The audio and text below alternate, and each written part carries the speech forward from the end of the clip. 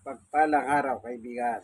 Ito na naman po ang inyong kaibigan kay Jesus, Brother Manny Bautista. Ano po? Nasa programa po kayo ang tunay na pagbubunyag ng katotohanan o salita ng Diyos ayon sa Biblia. Ano po? Ayon sa Biblia. Kasi po, gumagamit tayo ng Biblia. Ngayon, ang ginagamit po natin, Biblia ng mga pastor. Ito po yung Poimen. Pray muna tayo bago tayo pumalawot sa ating pag-aaral. Panginoon Diyos, samahan mo po kami ng aming pag-aaral ng iyong salita. Sapagkat ang iyong salita ay tunay na mapapanaligan namin. Sapagkat ang buhay namin, habang kami nabubuhay, kailangan po nakasalig sa iyong turo at aral. Salamat po sa ngalan ni Jesus. Amen. Ganito po ang mababasa, pero po tayong babasahin dito. Anong sabi po? Ayan. Hinahanap ko lang po Alam niyo naman, wala tayong kodigo o outline kung tawagin. Ano po? Babasahin ko po itong 2 Korinto 11. Ang sabi po ay ganito.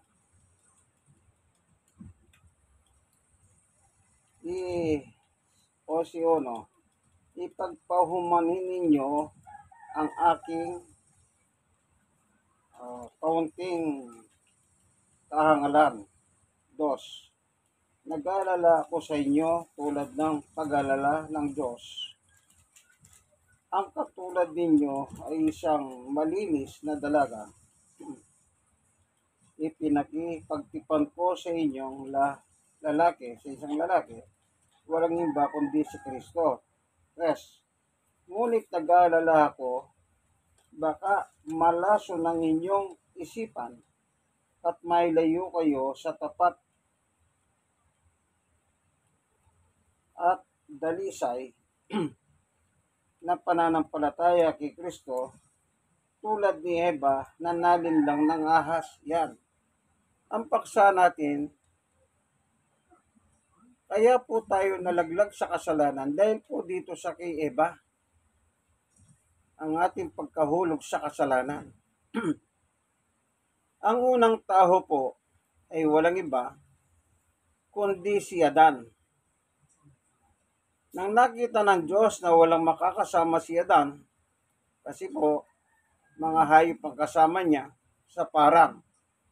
So ginawa ng Diyos, pinatulog si Adan ng mahimbing. Then kumuha siya ng tadyang niya at yan po ay ginawa niyang si Eva. Kaya magmulat ng mata si Adan, ito ang aking asawa, laman ng aking laman, buto ng aking buto. Nang magising po siya, nasa tabi niya po si Eva. Ngayon, ang batas ng Diyos ibinigay po sa kanila. Anong batas ang binigay ng Diyos sa kanila nang sila po'y nabubuhay na? Ang sabi ng Diyos, doon sa alamanan, lahat ng bunga ng punong kahoy makakain ninyo. Pero, liban na doon sa isang puno sa gitna ng halamanan, na huwag ninyong kakainin ng bunga, kapag kinain ninyo, kayo ay mamamatay. Ano po? Yan po ang salita ng Panginoon Diyos na ibinigay po sa unang tao na si Adan at Eva. Sabi ni Pablo, sino ang nadali?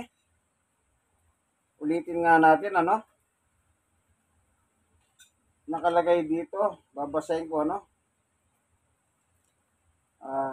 tulad ni Eva na nalinlang ng ahas.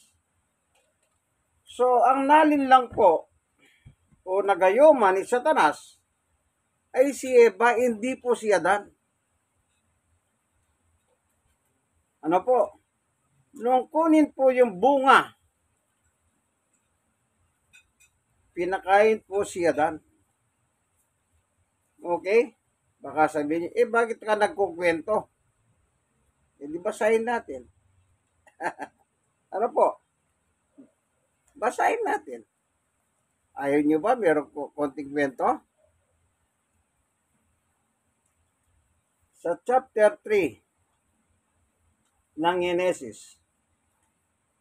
Uno, ang aasang pinakatuso sa lahat ng hayop na nilikha ng Panginoon, Yahweh.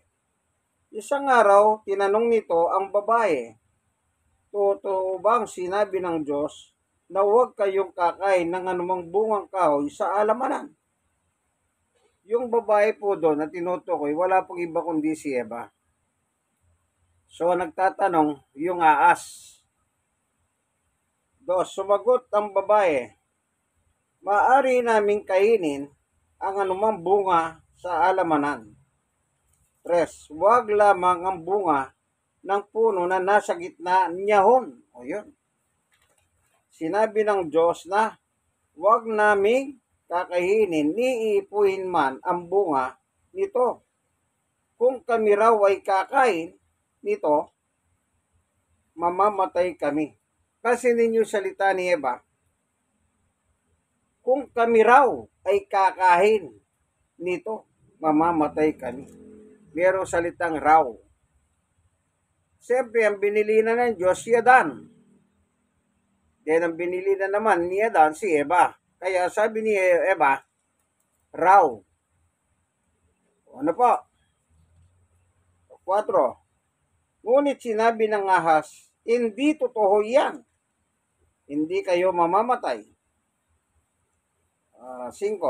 Sinabi lang iyon ng Diyos sapagkat alam niyang kung kakain kayo ng bunga niyahon ay makakahunawa kayo, kayo'y magiging parang Diyos at malalaman ninyo ang mabuti at masama.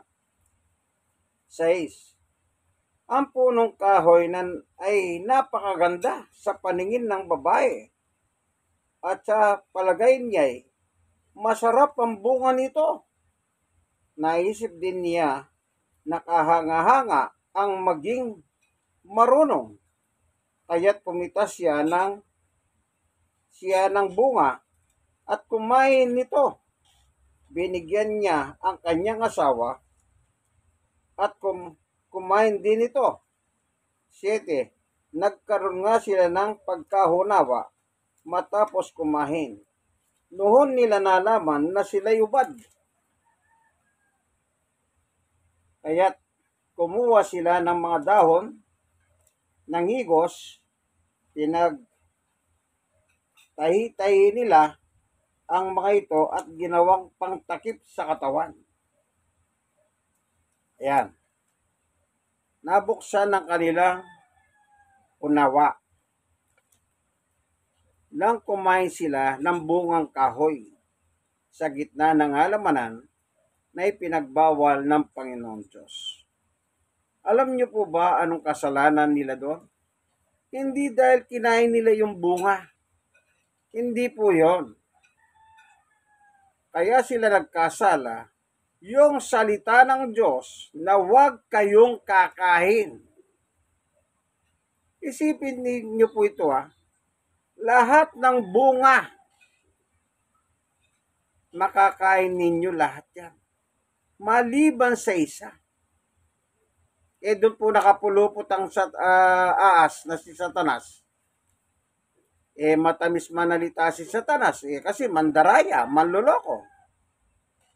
Yun po sabi ni Adan ay ni Apostol Pablo sa kanyang sulat. Si Eva ang nalinlang. Si Eva, ibinigay lang yung bunga kay Adan. Yung kasalanan dahil sa salita ng Diyos, huwag kayong kakain. Walang problema kung kumain ka eh. Yung salita ng Diyos ang nilabag nila, kaya po silang dalawa ay nagkasala. Tandaan nyo po yan. Yung salita ng Diyos ang nilabag nila na huwag kayong kakain niyahon. Sapagkat kapag kumain kayo, kayo ay mamamatay. Namatay po ba sila pagkakain nila? Hindi naman po sila namatay. Tingnan pa natin yung sulat ni Pablo. Ano po? Ano yung kamatayan na siya nasabi ng Diyos? Kasi sabi ng Diyos, once na kinain ninyo ang bunga niyan, mamamatay kayo. O, tingnan natin ang salita ni Pablo naman. Sa 6:23. Tingnan nga natin ano po. Ito. Sa Roma. Sapagkat kamatayan ang kabayaran ng kasalanan. Anong kasalanan nila Eva at Adan? O Adan at Eva? Yung nilabag po yung utos ng Diyos. Yun po ang kasalanan nila. Hindi dahil yung bunga masarap. Hindi po yun. Yung salita ng Diyos na huwag kakain nito. Isipin nyo po sa dami ng punong kahoy na pwede nilang kainin lahat ng bunga niyan maliban sa isang puno. Bakit yun pa? Kasi matamis nga po magsalita itong si Aas. Nadali. Si Eva. Ayan, ano po? Okay, tingnan natin yung sabi ni Pablo. Roma 6:23, sapagkat kamatayan ang kabayaran ng kasalanan. Yun po yung sinasabi ni Pablo. Kamatayan ng bayad ng kasalanan. Kaya sabi ng Diyos, once na kinain ninyo ang bunga ng punong kahoy na yon, ay mamamatay kayo. Kaya yung kamatayan po, taglay-taglay na nila, Eva at Adan, kanya lang, hindi pa sila right away namatay. Ano po? Kahit naman tayo sa panahon nito, anong sabi? Yung bawal, pag kinain mo, hindi ka naman mamamatay. Hindi ka agad-agad namamatay ka.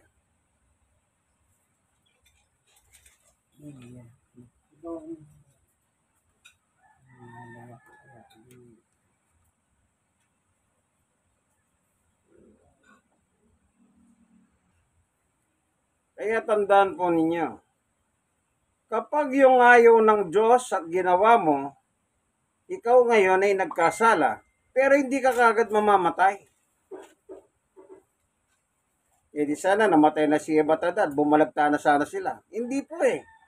Nabuhay pa sila, tagal pa nilang nabuhay bago sila namatay. Ibig sabihin po ng kamatayan, separation, iwalay sa Diyos. Iwalay sa Diyos. Tignan po natin. Sa Efeso, nung nangangaral si Pablo, chapter 2, tignan po natin. Ano po?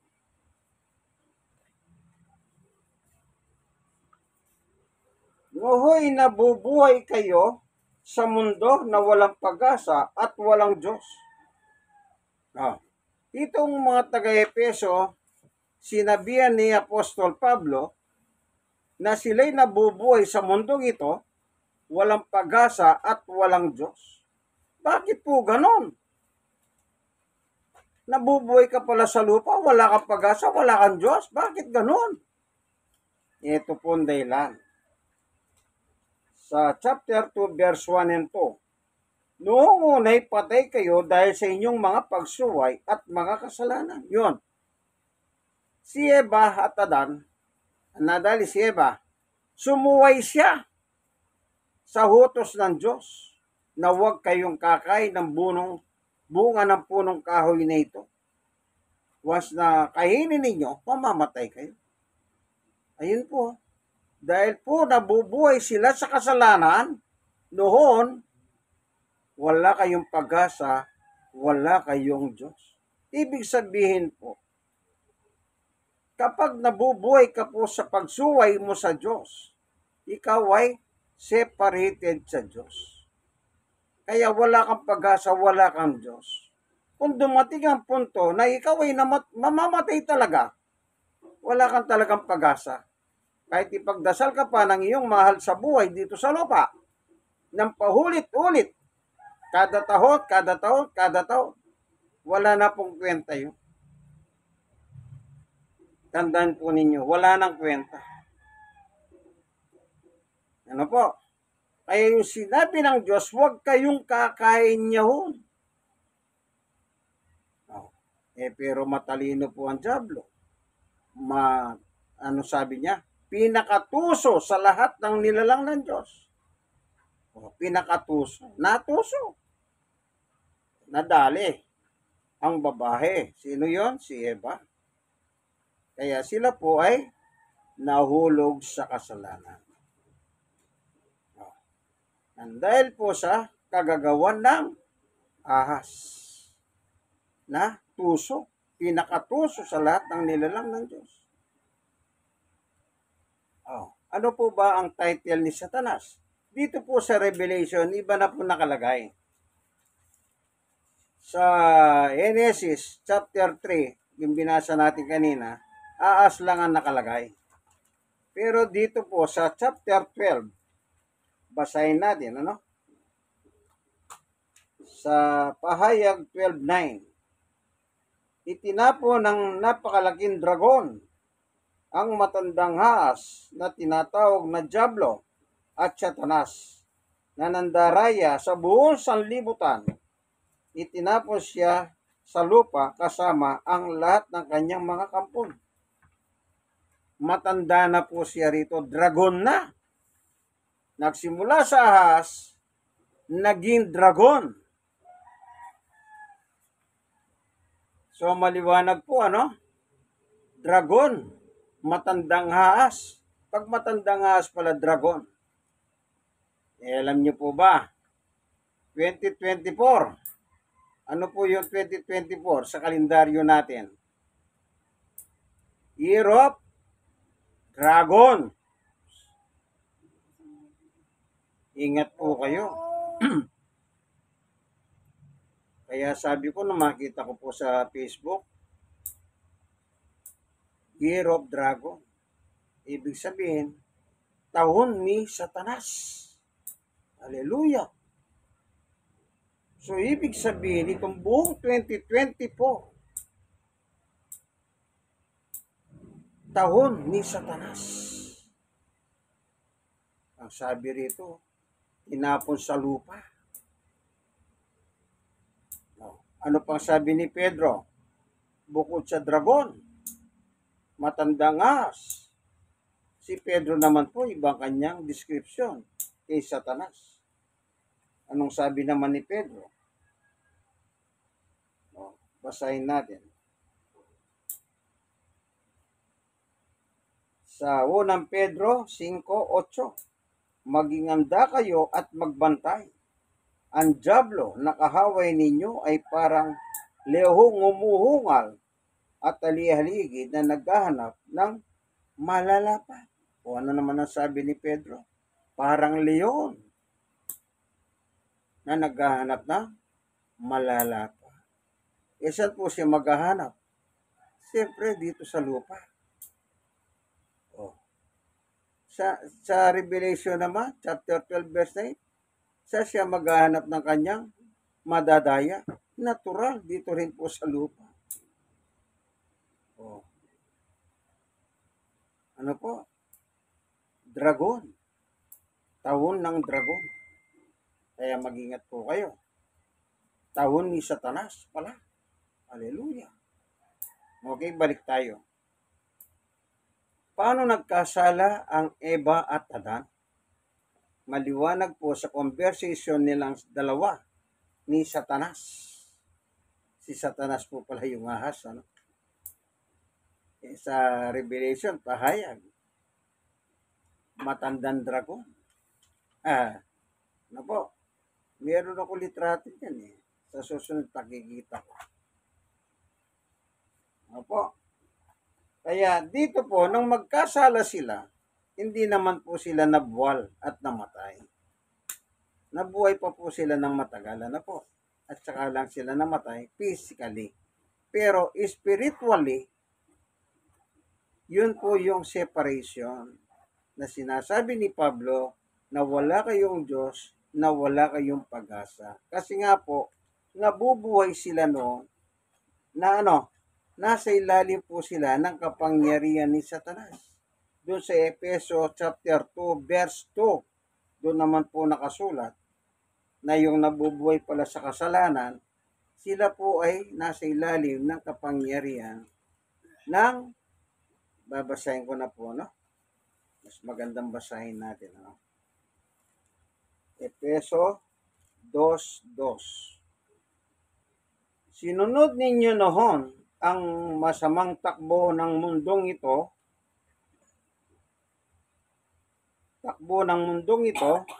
at nagpailalim kayo sa pinuno ng mga kapangyarihan sa impapawid, ang espiritong nag-aari sa mga taong ayaw pasakop sa Diyos. Yun. Spiritual po pala yun, ang labanan.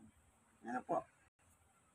Kaya yung mga tao noon sa Efeso, na walang pag-asa, walang Diyos, ay nasa ilalim po ng kapangyarihan ni Satanas. Ang sabi po ni Pablo sa 2 Korinto 4:4, ganito naman po ang sinasabi niya sa ibang kanyang epistola. 4:4.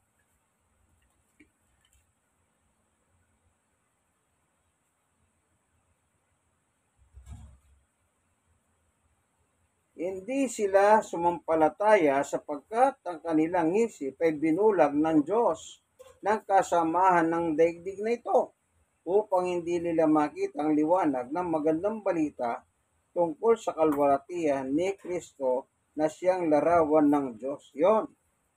Anong sabi po ni Apostol Pablo? Binulag. Anong trabaho ni Satanas? Mambubulag. Anong sabi?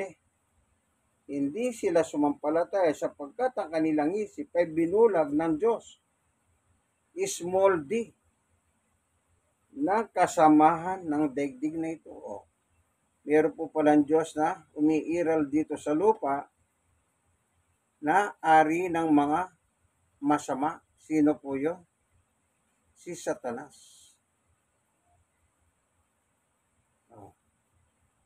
Ayon naman kay Apostol 1, unang 1:5,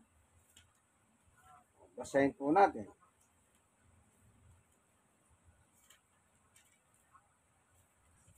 Unang 1:5, 19.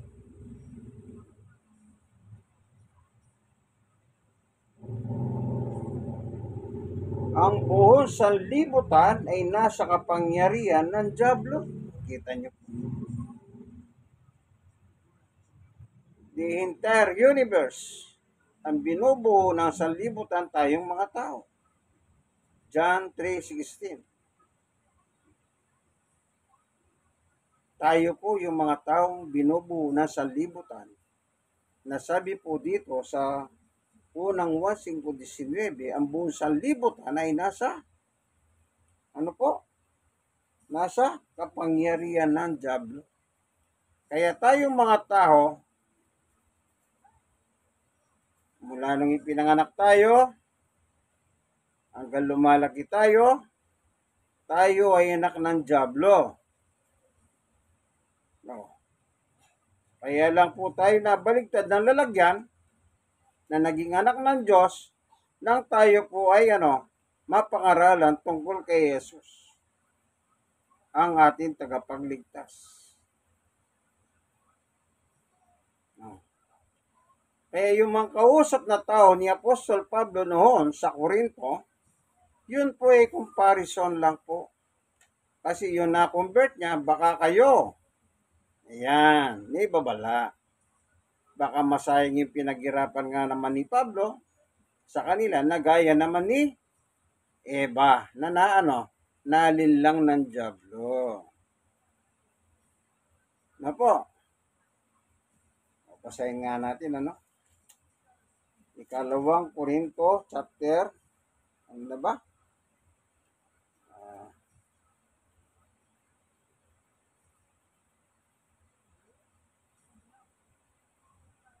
Ito, Ikalawang Korinto 11:1, ipagpahumanin ninyo ang aking kaunting kahangalan. 2, nag-aalala ako sa inyo tulad ng pag-alala ng Diyos. Ang katulad ninyo isang malinis na dalaga na ipinagkasundo ko sa isang lalaki. Subalit lalaki walang iba kundi si Kristo.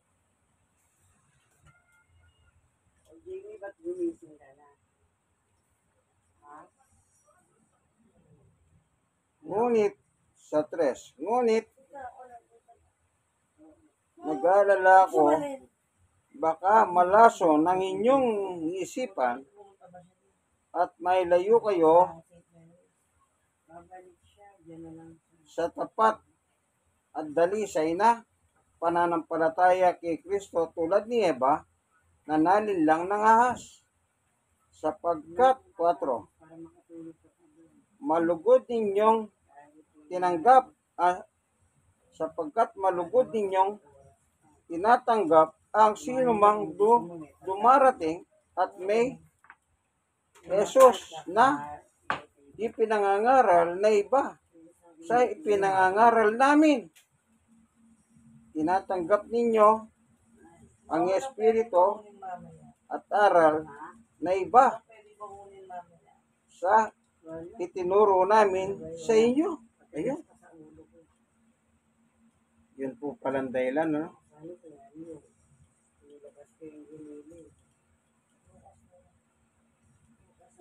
Kasi po, yung palang taga-Korinto, kahit na sino lang, tinatanggap. Kaya sabi ni Pablo, baka malin lang kayo, na gaya ni Eva. Lahat ng dumarating sa kanila, tanggap ng tanggap. Na iba ang aral, hindi apostolic teaching.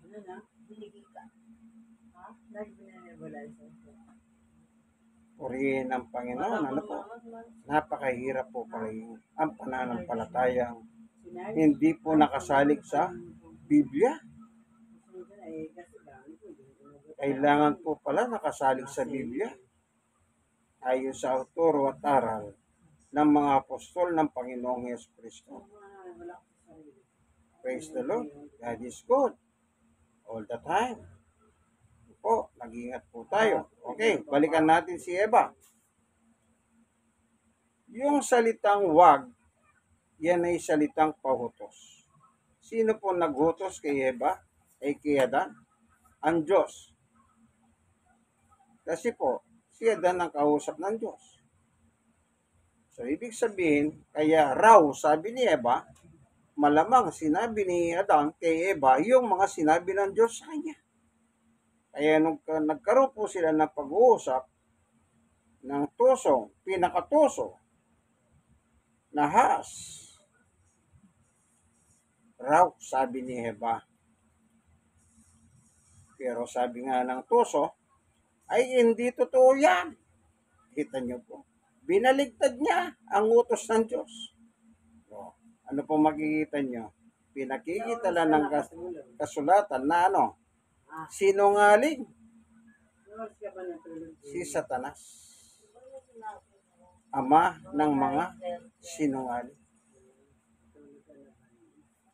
Ano po? Ama ng mga sinungaling. Sino? Si Satanas. Okay? Hanapin natin yan. At babasahin ko. Ano po? Mas maganda. Ganito po nakasulat sa 1:8. Ang dyablo ang inyong ama at ang gusto ninyong gawin ay kung ano ang gusto niya. Sa simula pa lang ay mamamatay tao na siya. Hindi siya pumapanig sa katotohanan kailanman sapagkat walang puwang sa kanya ang katotohanan. Kapag nagsasalita siya ng kasinungalingan, nagsasalita siya ng ayon sa kanyang sa kanyang kalikasan, sapagkat siya ay sinungaling at siya ang ama ng kasinungalingan. Yun. Anong sabi ni Jesus tungkol kay Satanas? Hindi pumapanig sa katotohanan. Ibig sabihin, salita ng Diyos. Kaya yung salita ng Diyos na sinabi kay Eva, na sabi ni Eva, wag daw po kaming kakain. O, anong ginawa ni Satanas? Hindi totoo yan. O, likas na sinungaling from the beginning. Mamamatay tao. O, ibig sabihin, nang nalinlang niya si Eva, nalagay na po sila sa kamatayan. Nabubuhay sila na walang pag-asa at walang Diyos. Sila po ay mga mistulang patay na. Spiritually, dead po sila. Yun po yung ibig sabihin ng patay. Hindi po literal na mamamatay sila kasi hindi naman po nabuwal si Adan at Eva. Nabuhay pa sila ng mga habang panahon. Ang ibig sabihin ng kamatayan, yun separation. Walang pag-asa at walang Diyos. Kaya yan nangyari po sa kanila yan.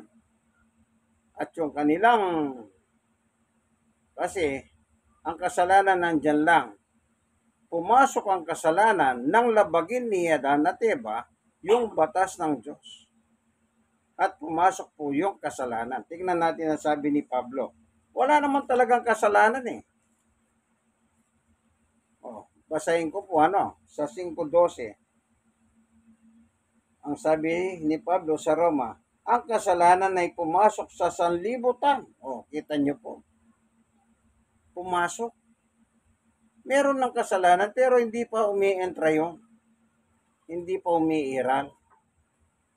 Kailan lang umiiral o pumasok? Ulitin natin.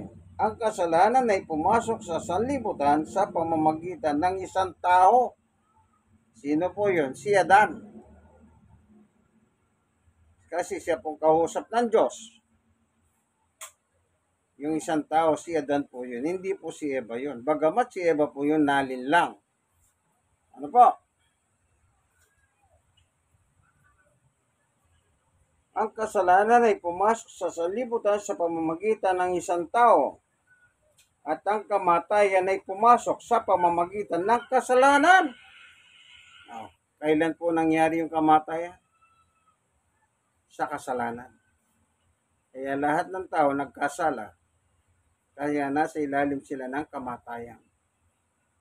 So yung nangyari doon po nagsimulang pumasok ang kamatayan ng mga tao. Kaya nung nangangaral po si Pablo sa Efeso, kayo noon nabubuhay kayo sa kasalanan. Kaya kayo ay mga walang pag-asa at walang Diyos habang nabubuhay kayo sa mundong ito.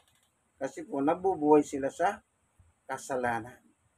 So anong bayad ng kasalanan? Kamatayan. Anong klaseng kamatayan? Spiritually, death. Patay sa espiritu.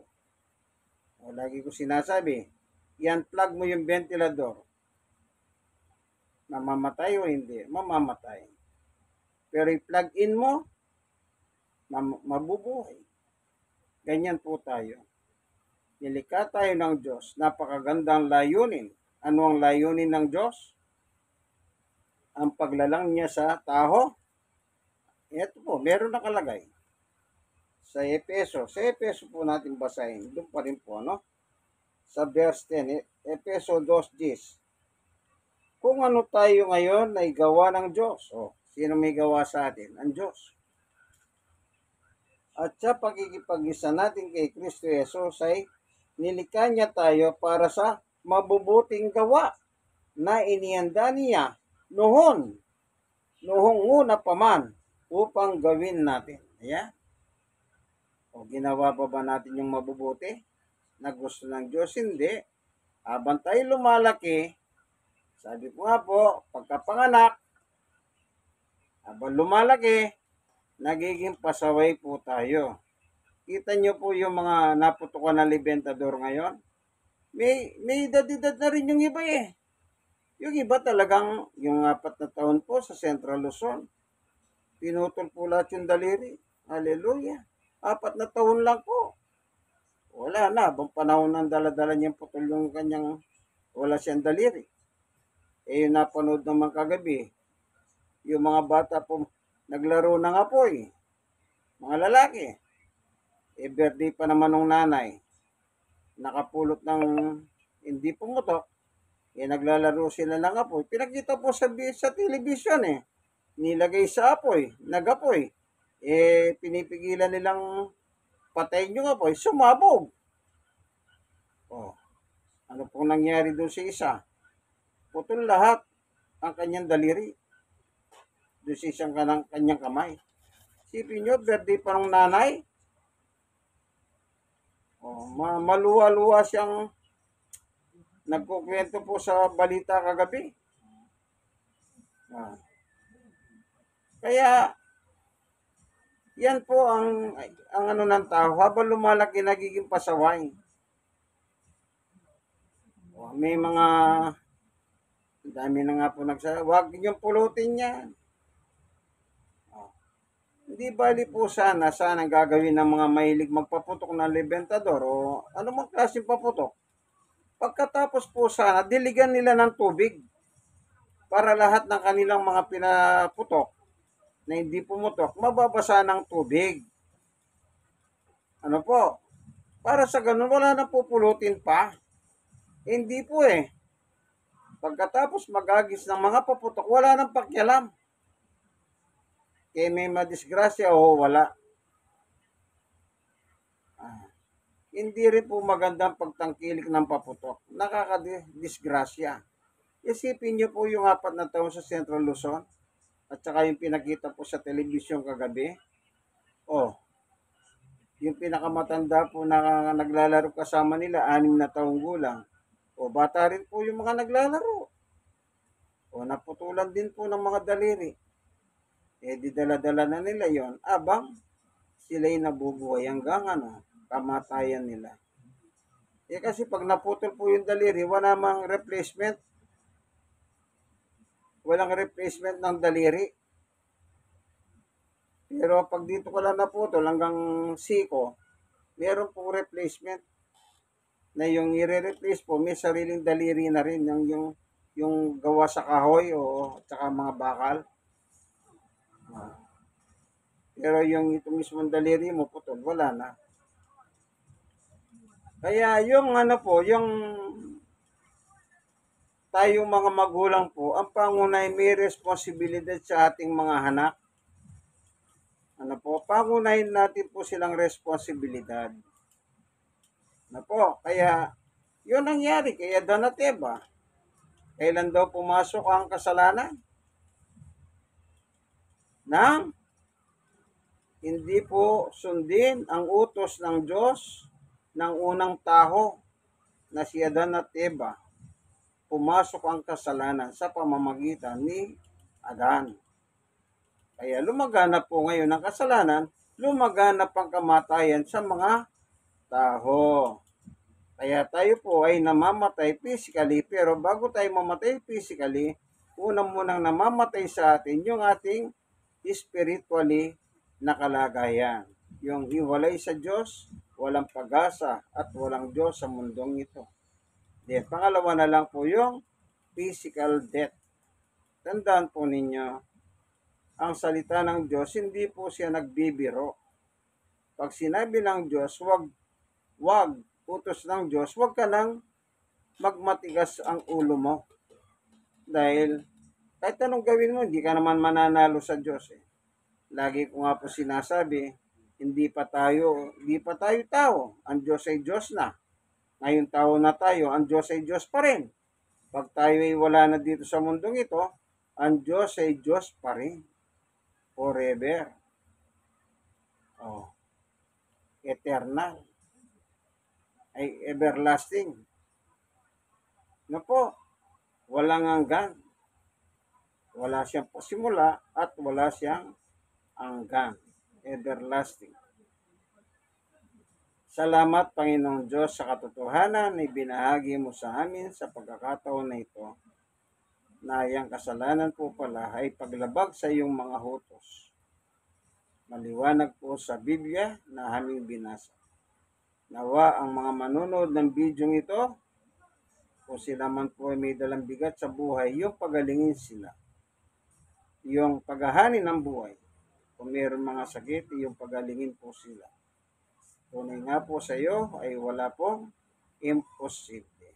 Kaya po pong baguhin ang lahat sa anumang oras na gugustuhin mo. Maraming salamat po sa ngalan ni Jesus. Okay, kaibigan? Ayan. Alam mo na naman siguro ang ibig ko sabihin yan. Like and share. Like and share. Share nyo lang po ang aking munting video. Ano? Malay ninyo, makatulong po kayo sa mga iba. Ano po? Ito po ang inyong kaibigan kay Jesus, Brother Manny Bautista. Nasa programa po tayong ang tunay na pagbubunyag ng katotohanan o salita ng Diyos ayon sa Biblia. Hanggang dito na lamang po. God bless us all.